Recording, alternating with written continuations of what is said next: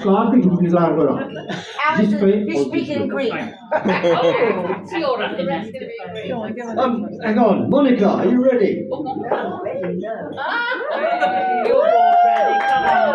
born ready. You were born ready. We got a table. There's a table. We got a table, babe. Don't make excuses.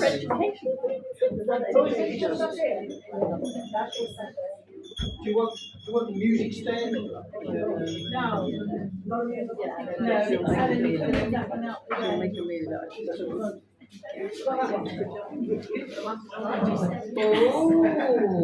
Goodness me. Wow. Oh, God. Lots of stuff. Shopping trip.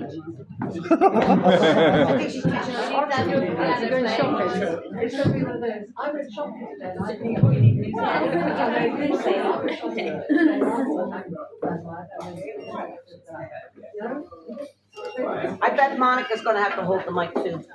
I could lower the. I know.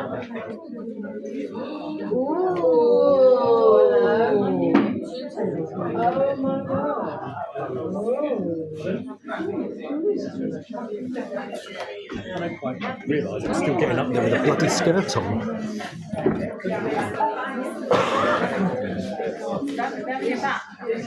I'm going to try to close my mouth. I've lost my t-shirt I had. Yeah. I'm done with it. Oh no, there it is.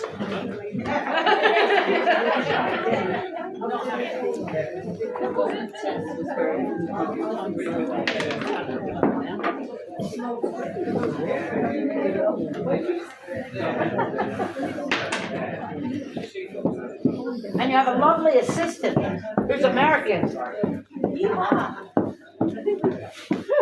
Wow. Wow. Here's one I prepared earlier. That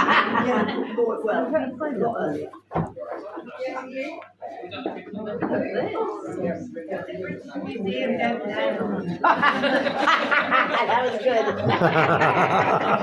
What the British Museum doesn't know. Very good. This is where it In spoon. Yes.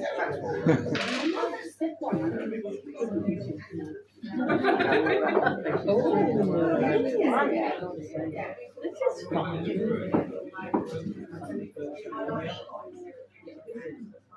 Do we need another table?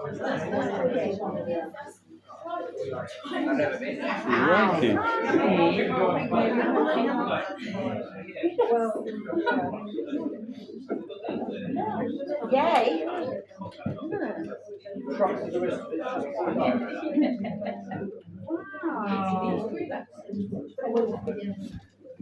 I've still got my bloody skirt. Yeah. So I've got to find my petrol shoes now. Another one. Oh my god. Would you hand Monica the mic? I could give it that pension. Thank you.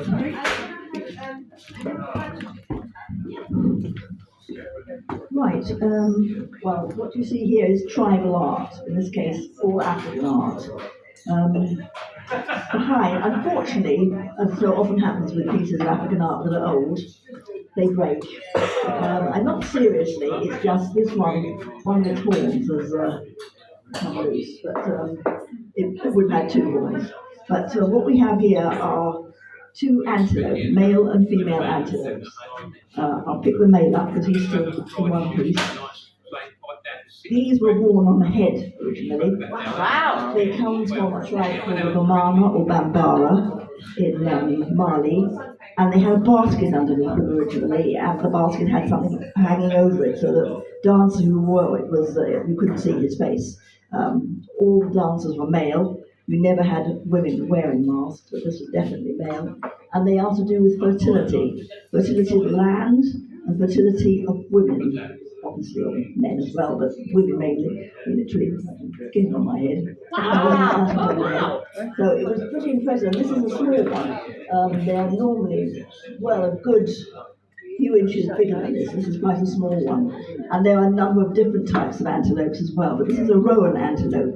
And what is noticeable about the roan antelope is it has a mane, which is why the male one has this rather elaborate work sticking out from his neck there. And the female here, she's very obviously recognizable because she has a baby on her back. And the baby, in this case, is obviously a male as well, because he's also got a mane. If it was a female baby, it would look like her, would have just her neck and the body, very much simpler. And of course, she would have another horn, but it's broken now. But they're danced quite frequently for fertility. And to do again with fertility is the figure here, the mother and child. This is from the Ivory Coast, from a tribe called the Baoulé, and she carries her quite large baby on her back there. Occasionally you get two children, but more often it's just one. And she's got what we call scarifications on her body. You see down the front there, there's a line of crosses down there, and here on the side of her head and across her forehead and on her cheeks. These are tribal markings to indicate the tribe and also her state, the fact that she is a married woman and she has a child there. And the rings around her neck here, these aren't necklaces, these are called fatting rings. They represent being plump, which is a sign of beauty. But the tribal people, a large woman was a much more beautiful woman than a thin, skinny one. So she's got these fatting rings around her neck to indicate that. In front, we have these two little figures here, which come from Nigeria, from a large tribe called the Yoruba. The Yoruba are interesting because they have more twins than any other group of people in the world. They have a very, very high incidence of twin birth. Unfortunately, as so often with twins, they didn't always survive. And of course, in earlier times, it was very frequent that they didn't survive. And when they didn't, because the Yoruba felt twins were lucky because they had so many, they decided to make little wooden figures which would then be treated exactly like a real child, carried, fed, washed, and loved just as if it was a real individual. Here we've got non-identical twins, a boy and a girl twin. And this pair are carved by a known carver who was working in the 19th century. He has a very individualistic style and he's quite recognizable.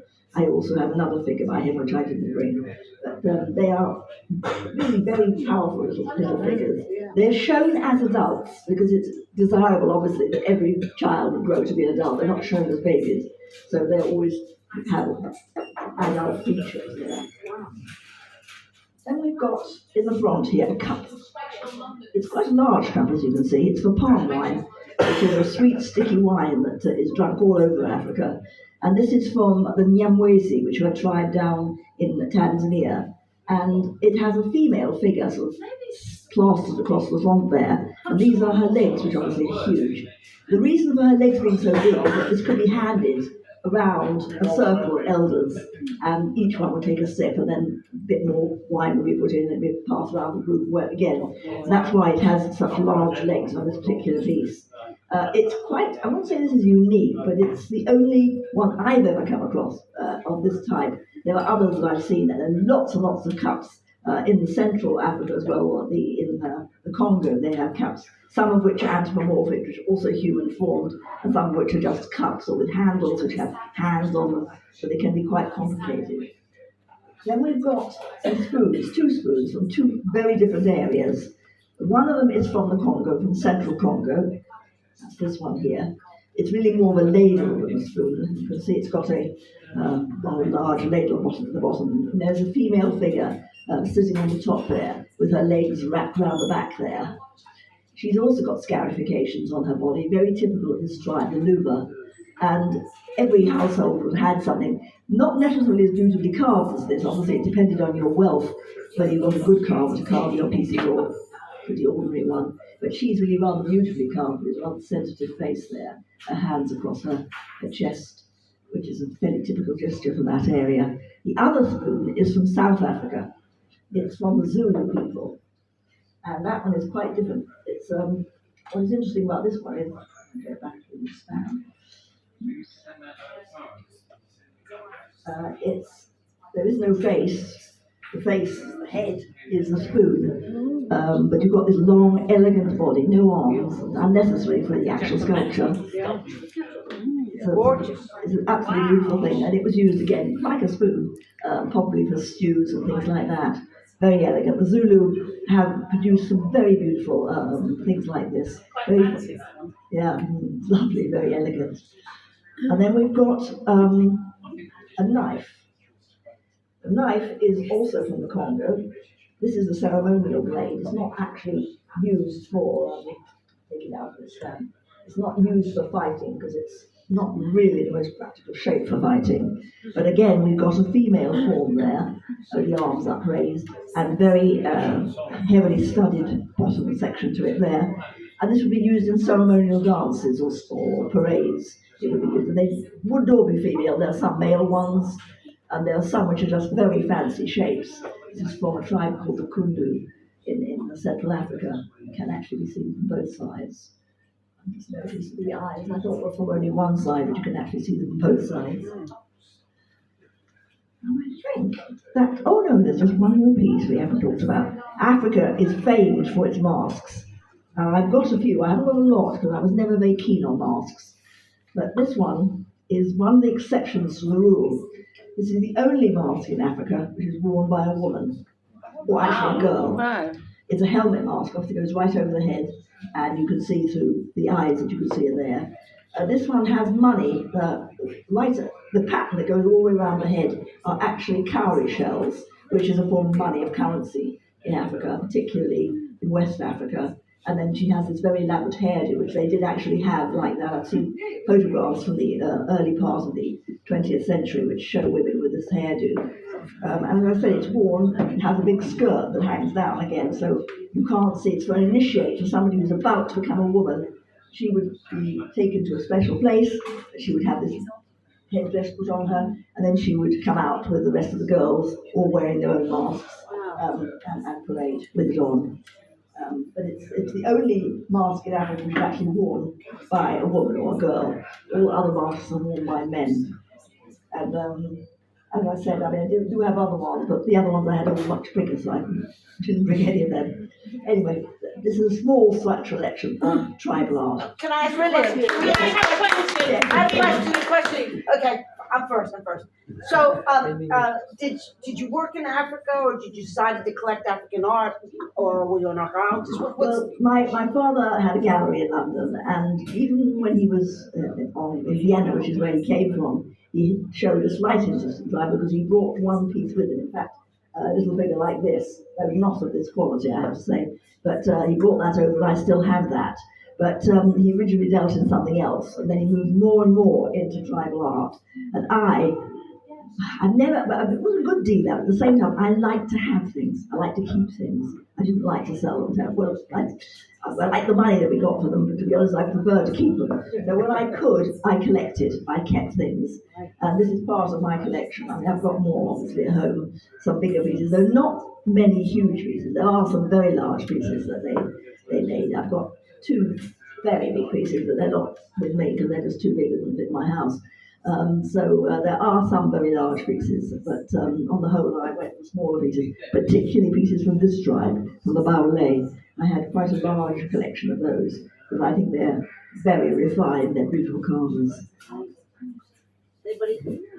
I want to talk, when you, the one I really liked, the skinny, that was so beautiful. But I see, typically you'll think about artists like Matisse and Picasso, who were so inspired by African tribal art, weren't they? But with that so reminds me of Giacometti's sculpture. Yes. So They never saw, the African people themselves didn't see modern art. They'd never seen it. I mean, they were obviously too far away.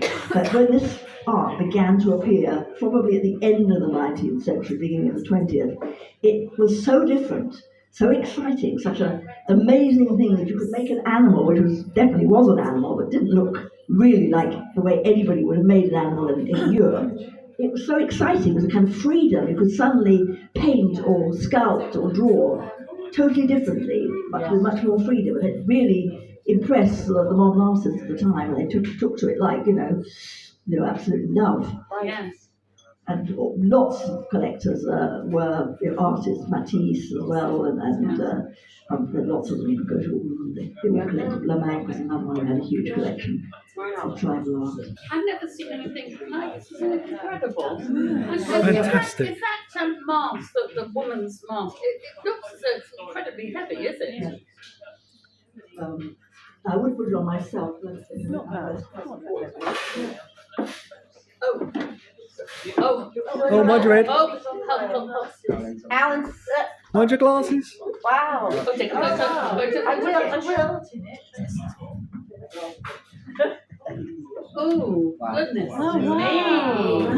What does it feel like on, Monica? Can I just take a picture? I just took them. Okay. Take one more. All right, one more. Don't take it off yet, Christ Almighty. The necklace goes very well with. Fantastic. Oh, thank you. Wow. Wonderful. Thank you both for it. Fantastic. The most educational party, may I just say.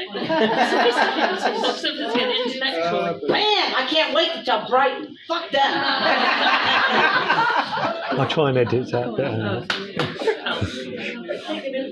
Oh,